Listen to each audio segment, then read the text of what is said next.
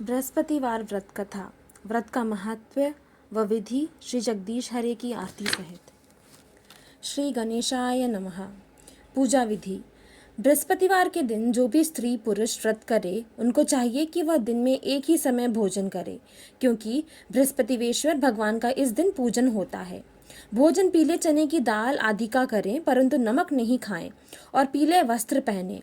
भोजन में पीले ही फलों का प्रयोग करें। पीले चंदन से पूजन करें। पूजन के बाद प्रेम पूर्वक गुरु महाराज बृहस्पति देव की कथा सुननी चाहिए। इस व्रत को करने से मन की इच्छाएं पूरी होती हैं और बृहस्पति महाराज प्रसन्न होते हैं तथा धन, पुत्र, विद्या तथा मनवांछित फलों की प्राप्ति होती है। परिवार को सुख शांति मिलती है, इसलिए यह व्रत सब स्त्री व पुरुष के लिए सर्वश्रेष्ठ और अति फलदायक है। इस व्रत में केले का पूजन करना चाहिए।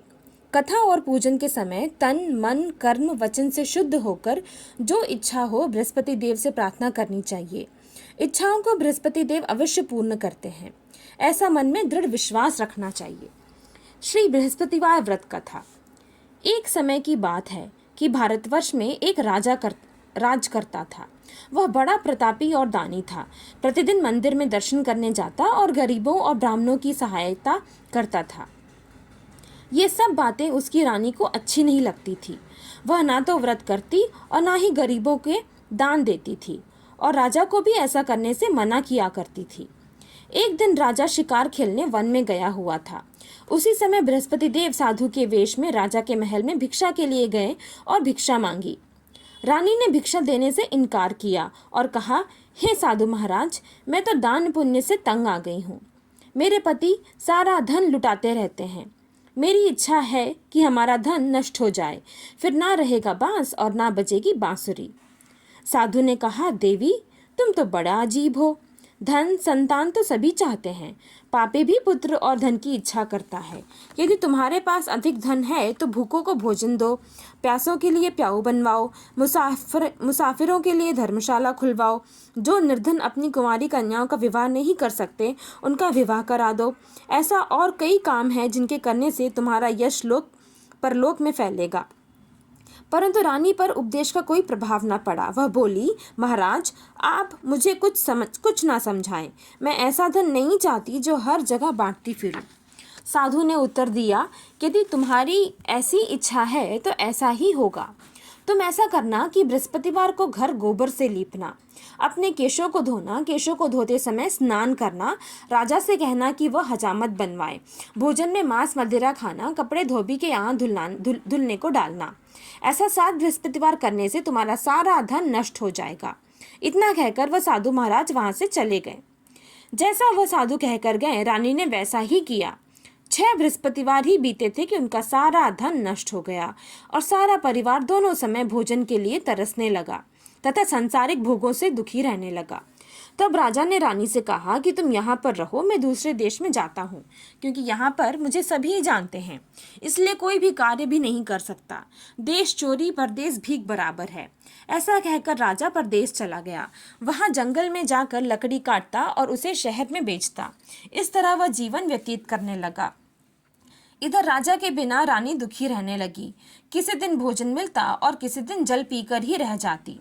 एक समय रानी और उसकी दासी को 7 दिन तक भोजन नहीं मिला तो रानी ने अपनी दासी से कहा, यहाँ पास के नगर में मेरी बहन रहती है, वह बड़ी धनवान है। तुम उसके पास जाओ और वहाँ से 5 सेर भेजर मांग कर ले आओ, जिससे कुछ समय के लिए गुजारा हो जाएगा। इस प्रकार रानी की आज्ञा मानकर दासी रानी की बहन के पास गई तो रानी की बहन उस समय पूजा कर रही थी। क्योंकि उस दिन बृहस्पतिवार का दिन था, दासी रानी की बहन से बोली, हे रानी, मुझे आपकी बहन ने भेजा है, मुझे 5 सेर बेझर दे दो।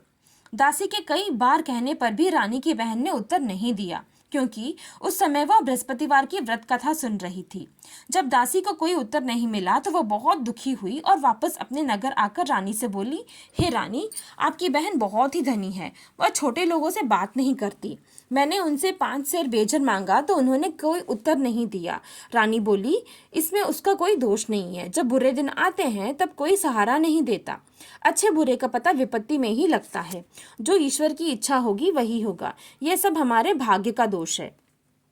इधर रानी की बहन ने सोचा कि मेरी बहन की दासी आई थी परंतु मैंने उससे बोला नहीं तो वह बहुत दुखी हुई होगी।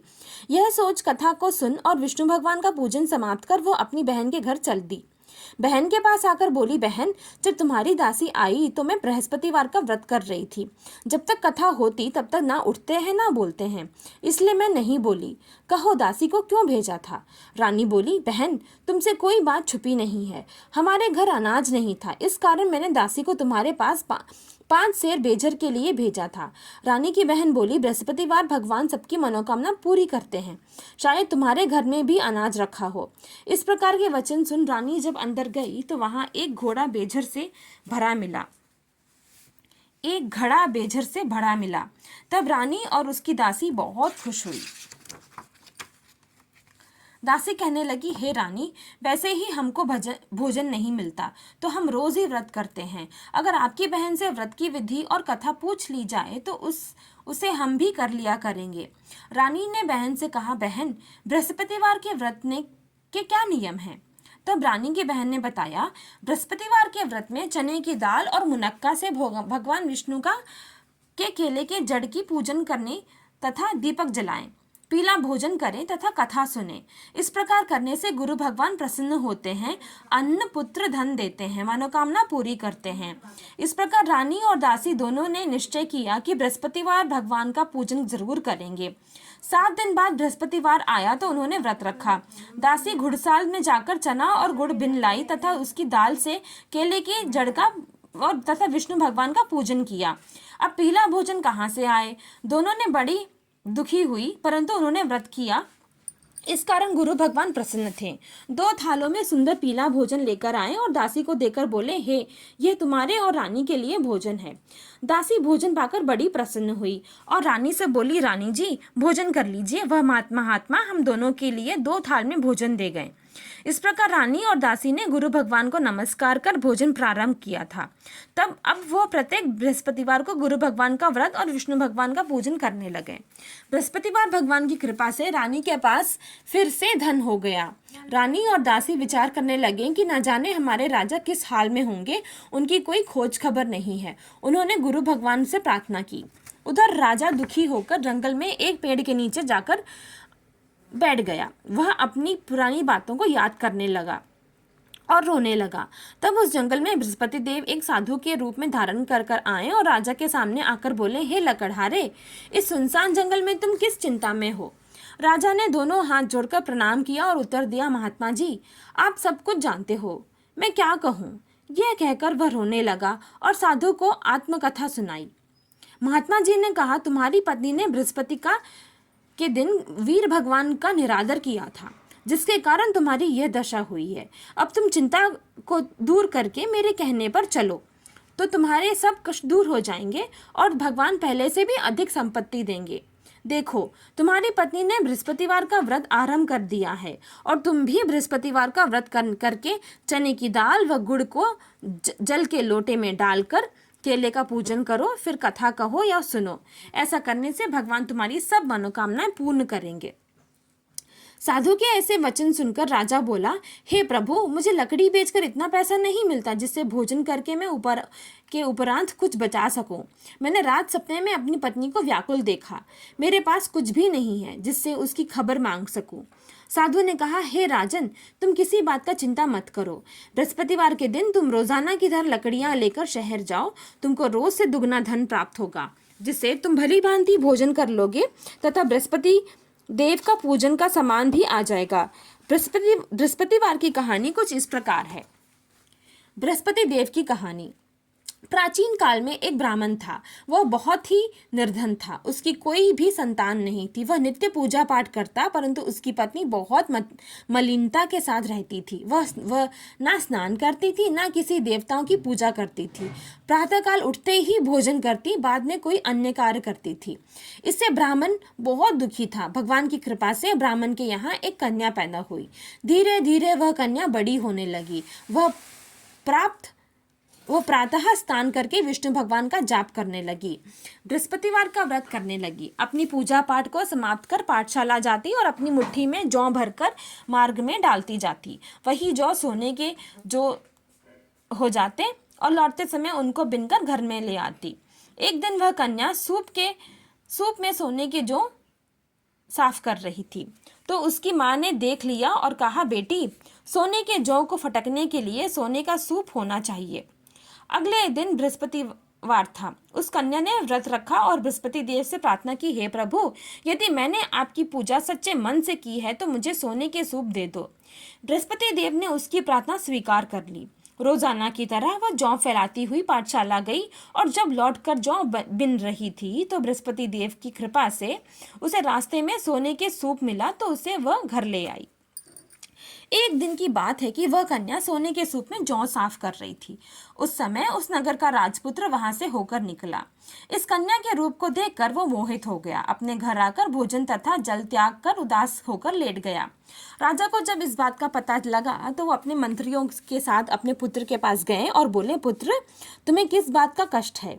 किसी ने तुम्हारा अपमान किया है अथवा कोई और कारण है तो बताओ, मैं वही कार्य करूंगा जिससे तुम्हें प्रसन्नता हो। राजकुमार अपने पिता से बोला, पिताजी, मैं उस लड़की के साथ विवाह करना चाहता हूँ जो सोने के सूप में जौ साफ कर रही है। यह सुनकर राजा बोला, पुत्र, यदि ऐसा है तो उस कन्या का पता बताओ, मैं उसके साथ तुम्हारा विवाह अवश्य करूंगा।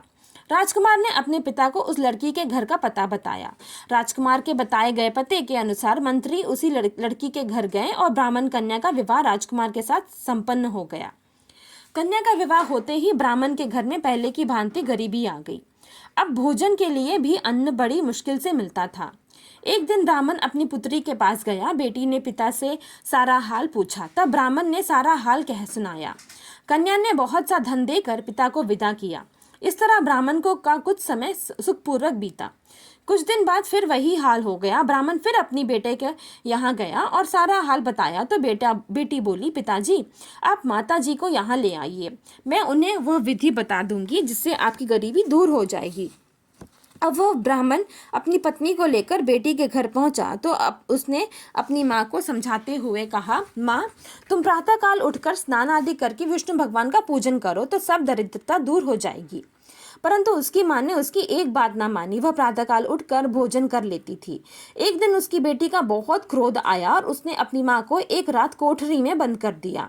प्रातःकाल उसने माँ को कोठरी से निकाला, स्नान आदि करवाया, पूजा पाठ करवाया तो उसकी माँ की बुद्धि ठीक हो गई और फिर वह प्रत्येक बृहस्पतिवार को व्रत रखने लगी। इस व्रत के प्रभाव से उसकी माँ भी बहुत ही धनवान तथा पुत्रवती हो गई और बृहस्पति देव की कृपा से ब्राह्मण तथा उसकी पत्नी इस लोक में सुख भोग कर स्वर्ग को प्राप्त हुए। इस तरह कहानी कहकर साधु वहां से अंतर्ध्यान हो गया। जब बृहस्पतिवार का दिन आया तो राजा जंगल में लकड़ी काटकर शहर में बेचने गया।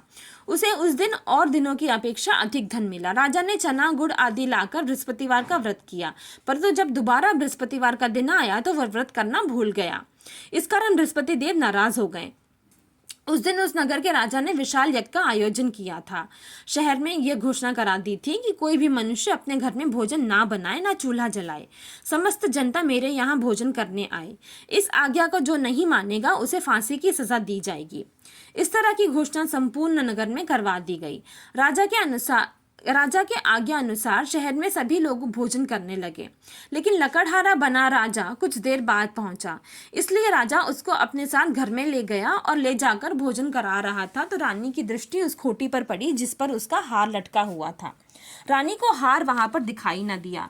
रानी ने सोचा कि मेरा हार इस मनुष्य ने चुरा लिया है। उसी समय पुलिस को बुलाकर उसे जेल में डलवा दिया।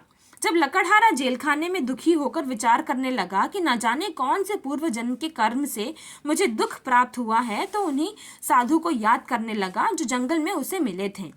उसी समय तत्काल बृहस्पति देव साधु के रूप में प्रकट होकर उसकी दशा को देखकर कहने लगे, मूर्ख, तूने बृहस्पति देव की कथा नहीं करी, इस कारण तुझे यह दुख प्राप्त हुआ है। अब चिंता मत कर, बृहस्पतिवार के दिन जेल के दरवाजे पर 4 पैसे पड़े मिलेंगे, उनसे तू बृहस्पतिवार की पूजा करना, तेरे सभी कष्ट दूर हो जाएंगे। बृहस्पतिवार के दिन उसे 4 पैसे मिले। लकड़हारे ने कथा कही। उसी रात्रि को बृहस्पति देव उस नगर के राजा के स्वप्न में कहा, राजा, तुमने जिस आदमी को जेल में बंद कर दिया है वह निर्दोष है, वह राजा है, उसे छोड़ देना। रानी का हार उसी खूंटी पर लटका है। अगर तुम ऐसा नहीं करोगे तो मैं तुम्हारे राज्य को नष्ट कर दूंगा।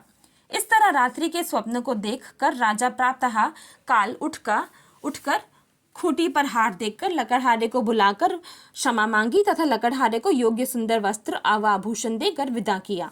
बृहस्पति देव की आज्ञा अनुसार लकड़हारा अपने नगर को चल दिया। राजा जब अपने नगर के निकट पहुंचा तो उसे बड़ा आश्चर्य हुआ। नगर में पहले से अधिक बाग, तालाब और कुएं तथा बहुत सी धर्मशाला, मंदिर आदि बन गए थे। राजा ने पूछा, ये किसके बाग और धर्मशाला है? तो नगर के लोगों ने कहने लगा, ये सब रानी ने बनवाए हैं। तो राजा को आश्चर्य हुआ। जब रानी ने यह खबर सुनी कि राजा आ रहे हैं तो उसने बांदी से कहा, दासी देख, राजा हमें कितनी बुरी हालत में छोड़ गए थे, कहीं वो लौट ना जाएं, इसलिए तू दरवाजे पर खड़ी हो जा। आज्ञा अनुसार दासी दरवाजे पर खड़ी हो गई। राजा आए तो उन्होंने अपने साथ लिवा लाई। तब रानी ने कहा, हमें यह सब धन बृहस्पति देव की व्रत के प्रभाव से प्राप्त हुए हैं।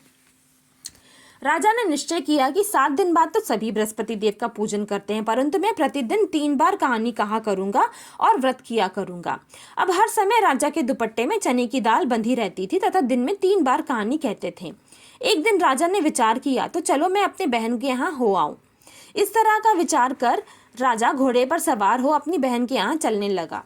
मार्ग में उसने देखा कि कुछ आदमी मुर्दे को लिए जा रहे थे। उन्होंने रोककर राजा कहने लगा, भाइयों, मेरे बृहस्पति देव की कहानी सुन लो। वे बोले, लो, हमारा तो आदमी मर गया है और इसको अपनी कथा की पड़ी है। परंतु कुछ आदमी बोले, अच्छा कहो, हम तुम्हारी कथा भी सुनेंगे। राजा ने दुपट्टे से चने की दाल निकाली और जैसे ही कथा आधी हुई मुर्दा हिलने लगा और जब कथा समाप्त हो गई तो राम राम करके मुर्दा उठकर खड़ा हो गया। आगे मार्ग में उसे एक किसान खेत में हल चलाता मिला। राजा ने उसे देखा और उससे बोला, अरे भैया, तुम मेरी बृहस्पति देव की कथा सुन लो। किसान बोला, जब तक तुम्हारी कथा सुनूंगा तब तक मैं 4 हरैया और जोत लूंगा। जाओ, अपनी कथा किसी और को सुनाना। इस तरह राजा आगे चलने लगा। राजा के हटते ही बैल पछाड़ खाकर गिर गए तथा किसान के पेट में बड़ी जोर का दर्द होने लगा। उसी समय उसकी माँ रोटी लेकर आई थी। उसने जब ये देखा तो अपने पुत्र से सब हाल पूछा और बेटे ने सारा हाल कह दिया। तो बुढ़िया दौड़ी दौड़ी उस राजा के पास गई और उसने बोली, मैं तुम्हारी कथा सुनूंगी, तुम अपनी कथा मेरे खेत में चलकर कहना। राजा ने बुढ़िया की खेत में जाकर कथा कही। इसे सुनते ही वह बैल उठ खड़े हो गए तथा किसान के पेट का दर्द बंद हो गया। राजा अपनी बहन के घर पहुंचा। बहन ने भाई की खूब खातिर की। दूसरे दिन प्रातः काल राजा जागा तो वह देखने लगा कि सब लोग भोजन कर रहे हैं। राजा ने अपनी बहन से पूछा, ऐसा कोई मनुष्य है जिसने भोजन नहीं किया हो और जो मेरे बृहस्पति देव की कथा सुन ले? बहन बोली, भैया, ये नगर ऐसा ही है, पहले यहाँ लोग भोजन करते हैं, बाद में अन्य काम करते हैं। अगर कोई पड़ोस में है तो देख आऊं। वह ऐसा कहकर देखने चली गई, परंतु उसे कोई ऐसा व्यक्ति नहीं मिला जिसने भोजन ना किया। अंतः वह एक कुम्हार के घर गई जिसका लड़का बीमार था। उसे मालूम हुआ कि उनके यहाँ 3 दिन से किसी ने भोजन नहीं किया है। रानी ने अपने भाई का कथा सुनने के लिए कुम्हार से कहा तो वह तैयार हो गया। राजा ने जाकर बृहस्पति देव की कथा कही, जिसे सुनकर उसका लड़का ठीक हो गया। अब तो राजा की प्रशंसा होने लगी। एक दिन राजा ने बहन से कहा, बहन, अपने घर को जाएंगे, तुम भी तैयार हो जाओ। राजा की बहन ने अपनी सास से पूछा। सास ने कहा, हाँ चली जाओ, परंतु अपने लड़कों को मत ले जाओ, क्योंकि तुम्हारे भाई के कोई औलाद नहीं है। बहन ने अपने भाई से कहा, भैया, मैं तो चलूंगी, परंतु कोई बालक नहीं जाएगा। राजा बोला, जब कोई बालक नहीं चलेगा तब तुम क्या करोगे? बड़े दुखी मन से राजा अपने नगर को लौट आया। राजा ने अपनी पत्नी से कहा, हम निर्वंशी राजा हैं, हमारा मुंह देखने का धर्म नहीं है और उसने कुछ भोजन आदि नहीं किया। रानी बोली, बृहस्पति देव ने हमें सब कुछ दिया है, हमें औलाद भी अवश्य देंगे। उसी रात को बृहस्पति देव ने राजा के स्वप्न में कहा, राजा उठ, सभी सोच त्याग दे, तेरी रानी गर्भ से है। राजा को यह बात सुनकर बड़ी खुशी हुई। 9वें महीने में उसके गर्भ में एक सुंदर पुत्र पैदा हुआ। तब राजा बोला, रानी, स्त्री बिना भोजन के रह सकती है, बिना औलाद के नहीं रह सकती। जब मेरी बहन आए तो तुम उनसे कुछ कहना मत। रानी ने सुनकर हाँ कर दिया। जब राजा की बहन ने यह शुभ समाचार सुना तो वह बहुत खुशी हुई तथा बधाई लेकर अपने भाई के यहाँ आई। तभी रानी ने कहा, घोड़ा चढ़कर तो नहीं आई, गधा चढ़ाई। राजा की बहन बोली, भाभी मैं इस प्रकार ना कहती तो तुम्हें औलाद कैसे मिलती। बृहस्पति देव ऐसे ही हैं, जैसे जिसके मन में कामना है सभी को पूर्ण करते हैं। जो सद्भावना पूर्वक बृहस्पतिवार का व्रत करता है एवं कथा पढ़ता है अथवा सुनता है, बृहस्पतिवार देव उसकी मनोकामना पूर्ण करते हैं। भगवान बृहस्पति देव उसकी सदैव रक्षा करते हैं। संसार में सद्भावना से भगवान जी का पूजन व्रत करके सच्चे हृदय से उसको